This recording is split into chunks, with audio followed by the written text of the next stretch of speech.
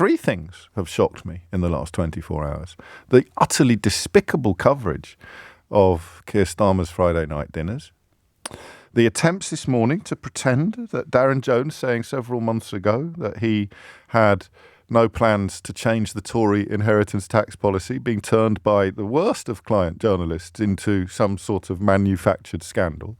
And the third element of this conversation, the fact that they wheeled out Boris Johnson last night, looking like the sort of love child of Sir Les Patterson and Father Jack from the rather splendid Father Ted televisual entertainment. Wheeling out Boris Johnson. You thought they were desperate when they tried to reanimate the ghost of Jeremy Corbyn. They tried to somehow pin Corbyn on Starmer, despite the fact that Starmer has slung him out of the whole flipping party. So you thought they can't get any more desperate than that. But wheeling out Boris Johnson, and the state of him suggests he may actually have been literally wheeled out to deliver a speech that was such an exercise in proving all of the points that we've examined regularly and frequently on this programme. Boris Johnson coming out and doing a sort of greatest hits of the last 8 years of right-wing politics. Utter hypocrisy, complete lies, hollow's not even a strong enough word, utterly bankrupt rhetoric, the worst kind of rabble-rousing, and an expectation, and this is what's crucial, an expectation from the kind of people we've just been talking about, the kind of people who were trying to manufacture outrage about Keir Starmer's dinner arrangements or pretend this morning that Darren Jones has said anything interesting at all about inheritance tax. They still expect Johnson to move the needle. Rishi Sunak obviously wouldn't have agreed to this unless they honestly thought that Boris Johnson could in some way move the needle. Boris Johnson, who was chased out of Downing Street by his own cabinet, almost every minister in his government resigned in protest at his debauchery, at his moral bankruptcy. And yet they haven't got a plan B. We haven't got another path to go. Was Suella Braverman today writing an article which is the very essence of whatever the opposite of traditional conservatism is.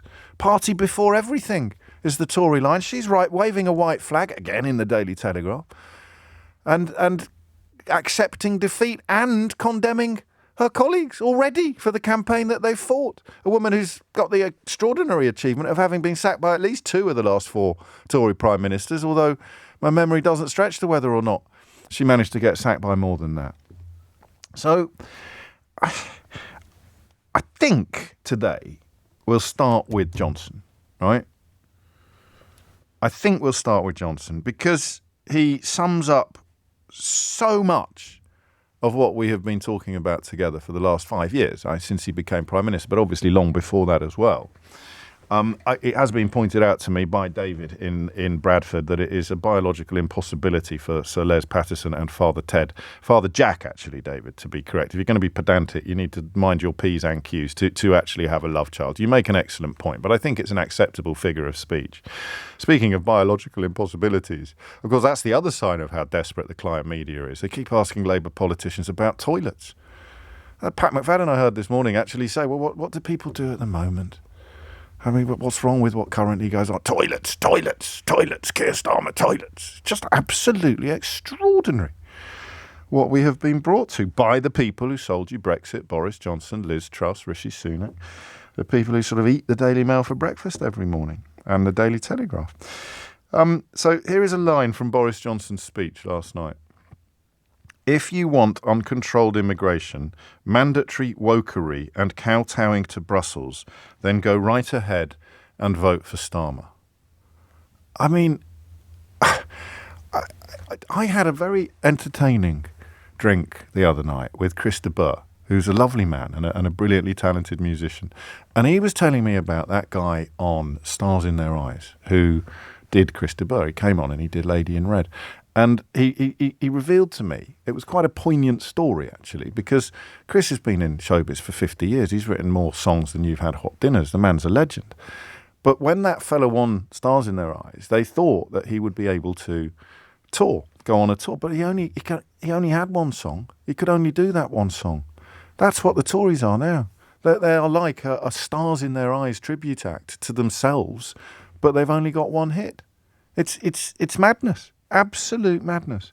So, what do you think Boris Johnson's legacy is? And I want you to think about this, because Boris Johnson's legacy is much more than that picture of the Queen at her own husband's funeral, sitting alone while he was hosting parties galore in the heart of government. Boris Johnson's legacy is Suella Braverman today in the Daily Telegraph launching an attack upon her own party the day before a general election.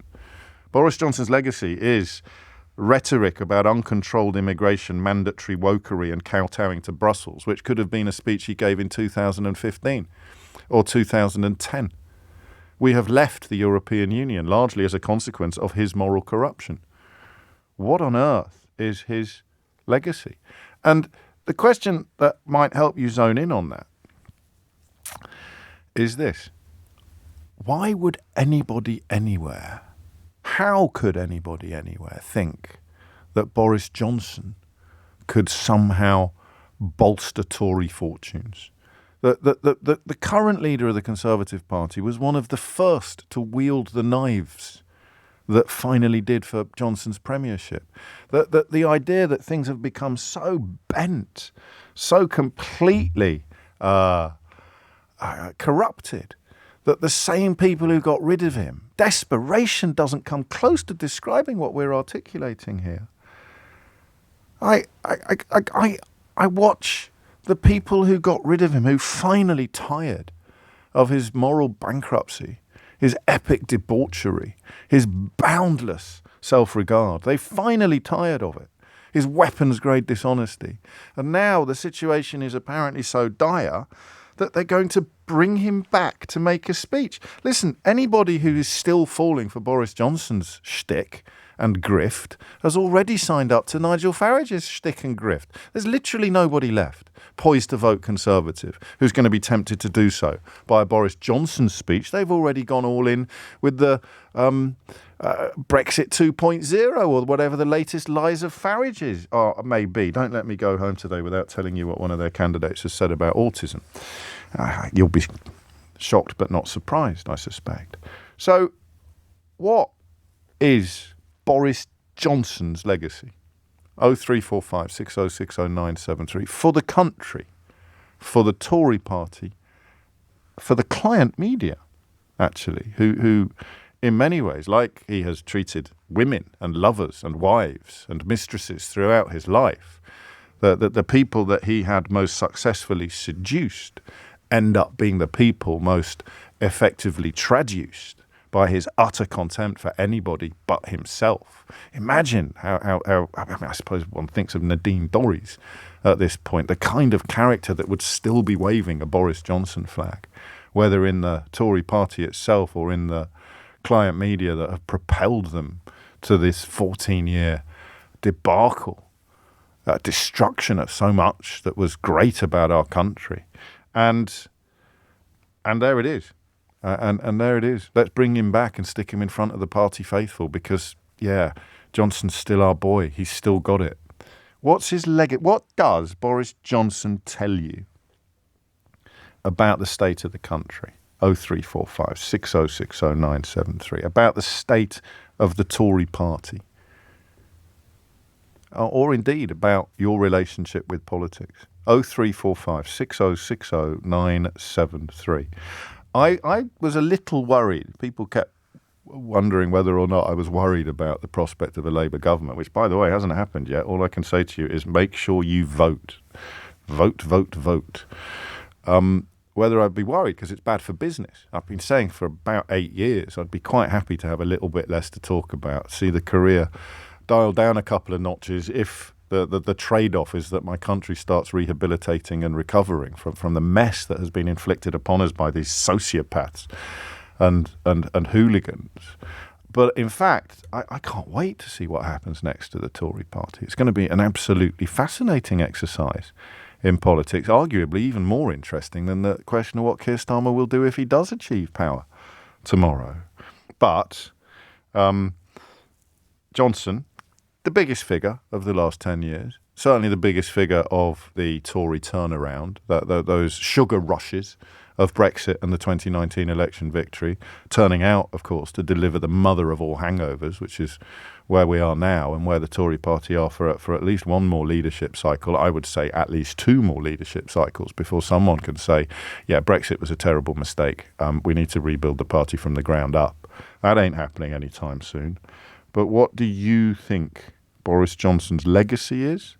And do you want to have a crack at explaining to someone who's just woken up from a 6-month coma or a 2-year coma, someone who's been asleep for the duration of Rishi Sunak's premiership but remembers how they got rid of Boris Johnson?